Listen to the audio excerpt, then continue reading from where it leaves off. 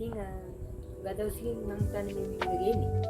ඇත්තටම මේ ඔයාලා විභාගෙන්දා ඉරස්ගේ මගේ channel එකට වීඩියෝ එකක් ගේන්න බැරි වුණා.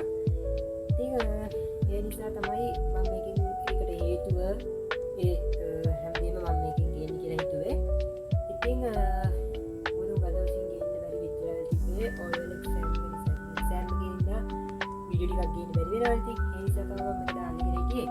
ඉස්සරහට ලස්සන වීඩියෝ එකක් මම ගේන්න try එකක් දෙනවා. ඉතින් ඒක මතක් කරගන්න තමයි මම මේ වීඩියෝ ලොකු වීඩියෝ එකක් නෙවෙයි පොඩි විනාඩි 5ක් වගේ ඇති. ඉතින් ඒක හින්දා තමයි මම මේ වීඩියෝ එක අප්ලෝඩ් කරන්න ඉක්මනින්ම දාන්න. එතකොට ඔයාලා දැනගන්න පුළුවන් හේතුව මොකක්ද කියලා හැමෝම ඉල්ලලා තිබ්බා අලුත් වීඩියෝ හුඟක්. ඇත්තටම ඉතින් මේ වීඩියෝ ගේන්න බැරි වෙලා තිබ්බේ ඕක ප්‍රධානම හේතුව නිසා. ඉතින් හැමෝම දන්නවනේ මේ වෙද්දි මොකද වෙලා කියන්නේ කියලා. සෑම් එක ගැන හුඟක් අය අහලා තිබ්බා. අවුලක් නෑ. ඉතින් ෂෙප් කියලා හිතනවා. බලමු අපි ඉතින් මොකද වෙන්නේ කියලා ඉස්සරහට. ඉතින් අපි නිසා ට්‍රැවලින් බ්ලොග් ඉස්සරහට ගිහින් හිතාගෙන ඉන්නවා හුඟක්. මොකද ඉස්සරහට පොඩි වැඩ ටිකක් තියෙනවනේ කරන්න.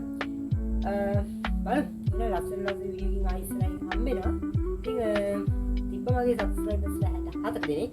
ඉතින් 70 දක්වා තමයි මගේ මේ මාසෙ තුන ටාගට් එක වෙලා තිබ්බේ. ඒ නිසා 70ක් දක්වා ඉස්සරහට ගෙනියන්න ඔයාලා උත්තර බෙල් එක ලොකු කම් නොකර ක්ලික් කරලා කමෙන්ට් එකක් දාලා ලයික් එකක් දාලා හැමෝම ෂෙයා පාරක් දාලා යන්න මතක කරන්න එපා. ඉතින් ඔය තමයි මට කියන්න තියෙන්නේ. ප්‍රධානම හේතුව වෙලා තිබ්බ ඔන්න ඔය ටික තමයි ඉතින්. ඕක මම පොඩි ෂෝට් වීඩියෝ ටිකක් දාලා තිබ්බා. ඉතින් ඒක ඔයාලා බලලා තිබ්බා.